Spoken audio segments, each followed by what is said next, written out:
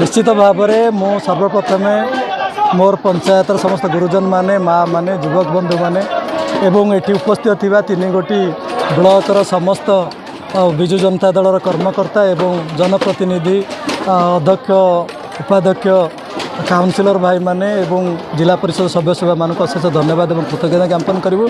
आज 3-4 घंटा धरी विभिन्न प्रकल्पर शुभ उद्घाटन होती शुभ शिलान्यास सहित आमर आज plantation programme 3 kilometre plantation programme आज शुभारंभ कराई। यही अवसर में आज हजार हजार संख्यार आमर यही पंचायतर माँ माने गुरुजन माने उत्साह सहकारे आज ये जोग देइछंती एवं कर्मी सम्मेलन विजु जनता दल कर्मी सम्मेलन होती। कर्मी सम्मेलन में माननीय मुख्यमंत्री कृतज्ञता एवं अशेष धन्यवाद ज्ञापन कर जो भली भाव में विभिन्न योजन यही पंचायत विकास होती आज समस्ते समवेत होती।